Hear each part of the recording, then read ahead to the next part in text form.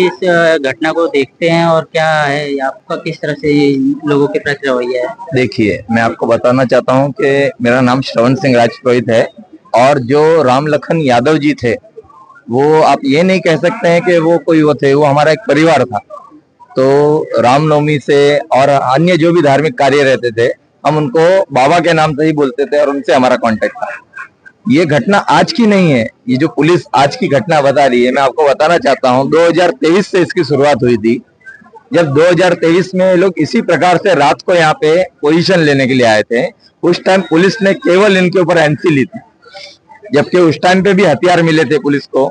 हमने सब करवा के पुलिस स्टेशन लेके गए थे, पर पुलिस क्या पता क्या लोग था या क्या लालच था, उसके उस टाइम भी उन्होंने कोई कार्रवाई नहीं की और उसका परिणाम हमको आज भुगतना पड़ रहा है कि एक आदमी ने अपनी जान गंवा के ये सारी घटना हमारे सामने आई है। घटना के वक्त आप कहाँ थे, किस तरह से आपको मालूम? घटना के वक्त मैं अपने जो मंदिर में दर्शन कर रहा था, उनका फोन आया कि ऐसा ऐसा हमारे साथ हो गया है। हमने तुरंत उसी टाइम पे डीसीपी साहब को, एसीपी मैडम को और सीनियर साहब को मैंने कांटेक्ट किया कि ये जो घटना घट रही है, कोई आदमी किसी के कोर्ट का ऑर्डर होने के बाद उसकी अवहेलना कर रहा है और किसी के दुकान में जबरदस्ती घुस के किसी को बाहर निकाल के मार रहा है, ये क्या चल रहा है? जो हम लोग सुनते आ रहे थे कि जंगल राज कहीं बिहार में सुनने में आता था, वही जंगल राज का दृश्य हमको आज कांदिवली में देखने को मिल रहा है। जो मुंबई, जिसको देश की आर्थिक राजधानी कहा जाता है, उसमें हमको देखने के लिए मिल रहा है। इस घटना के प्रति आप क्या किस तरह से मांग करते हैं? इस घटना में मैं आपको बताना चाहता हूँ, सीधा सीधा मैं आपको ये बोल रहा हूँ कि कांदिवली पुलिस के कुछ अधिकारी सुपारी लेके ये सारा षड्यंत्र रच रहे थे, क्योंकि जो संजय चौहान है उसकी इतनी बड़ी कोई ताकत नहीं है कि दिन दहाड़े किसी के दुकान में घुस जावे, उनको बाहर निकाल के मारे भी। पुलिस वाले यहाँ खड़े रहते हैं, उसके सामने ताला तोड़े, उसके सामने सामान रखे, उसके सामने सीसीटीवी कैमरा अंदर लगावे और पुलिस बोलती है इसकी हमको खबर भी नहीं है। तो इसमें कोई ना कोई पुलिस ऑफिसर इन्वॉल्व था। मुझे इनके परिवार से मालूम पड़ा है कि 4 तारीख की ये घटना घटी है। 3 तारीख के दिन ये सारे लोग कांदिवली पुलिस स्टेशन में ही दोपहर के टाइम जाके ये सारा षड्यंत्र रचते हैं।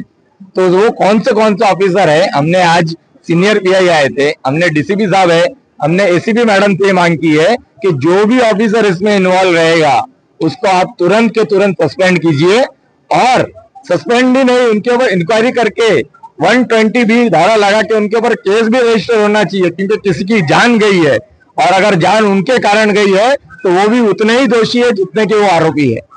अभी कितने आरोपी गिरफ्तार हुए हैं और कितने आपको लगता है कि अभी तक बाहर घूम रहे हैं? मैं आपको बताना चाहता हूं कि जब 4 तारीख की घटना पे मैं 9:30 बजे जब पुलिस स्टेशन गया था तो मेरे सामने उन्होंने 2 आरोपी को पकड़ के लाए थे। एक था संजय चौहान और एक था तूफानी नाम का एक आरोपी।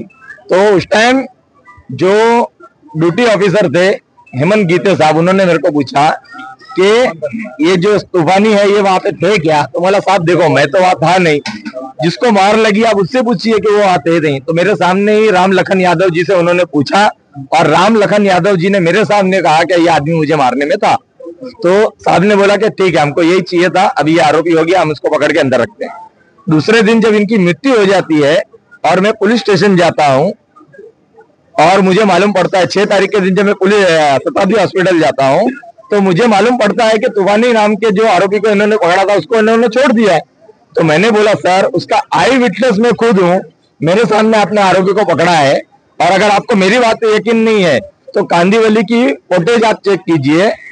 10 बजे से लेके 12 बजे के बीच में आपने तूफानी को पकड़ के आपने अंदर आरोपी बनाया कि नहीं बनाया है, और अगर आपने आरोपी बनाया तो आरोपी को 12 घंटे के अंदर अंदर आपने पुलिस कोर्ट के सामने प्रोड्यूस क्यों नहीं किया? इसका जवाब आप मुझे दीजिए। आप कौन होते हैं उसको रिलीज करने वाले?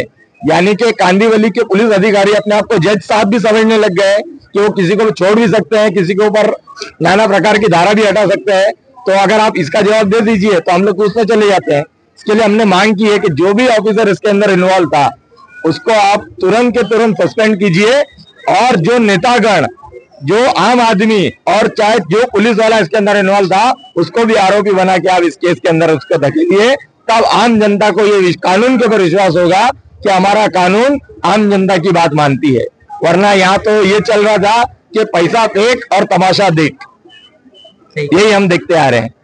अब लास्ट में आप क्या मांग कर रहे हैं कि यहाँ के जो स्थानीय लोग आने के बाद माहौल मैं देख रहा हूँ कुछ बदला है, पुलिस वालों ने अपनी गलती मानी है और इस केस को बदलने की कोशिश की है, इस केस को बोला है कि जो सही दिशा है उस दिशा में जाएंगे, तो अभी आपका क्या कहना है? देखिए, हमने यहाँ के जो नए सीनियर पीआई आई है उनका, वो अभी अभी आए हैं, 9-10 दिन हुआ है, उनको कोई है, तो उनके सामने हमने बोला है कि सर, हमसे पूरी जनता को आपसे 4 डिमांड है। पहली डिमांड, उनके ऊपर 120 बी जो प्लानिंग होती है, आईपीसी की धारा 120 बी जो बीएनएस में अभी 61 वो धारा लगी है, तो वो उसके ऊपर लगा के जो भी नेतागण हो, जो भी पुलिस ऑफिसर हो या कोई आम आदमी भी हो, अगर इसके अंदर इन्वॉल्व डायरेक्ट इनडायरेक्ट जो उनकी सहायता कर रहा है उनको भी दोषी बना के उसके अंदर डाला जाए, पहली डिमांड। दूसरी डिमांड, पुलिस ने पैसे के एवज में या किसी एवज में जो इनके ऊपर क्रॉस एफआईआर ले लिया है उसको आप तुरंत के तुरंत समरी जारी करके ये लिख के दीजिए कि ये फॉल्स एफआईआर थी और इसमें कोई भी दोषी नहीं पाया गया। ये हमारी दूसरी एफआईआर थी, दूसरी डिमांड थी। तीसरी हमारी डिमांड थी कि इसके अंदर हमने एविडेंस दिया उनको कि कुछ आरोपी उनकी चैन खींच रहे, ये लेके जा रहे हैं, तो उनके ऊपर रॉबरी की धारा भी उनके ऊपर लगनी चाहिए, डकैत जिसको बोलते हैं डकैती, वो उनके ऊपर लगनी चाहिए।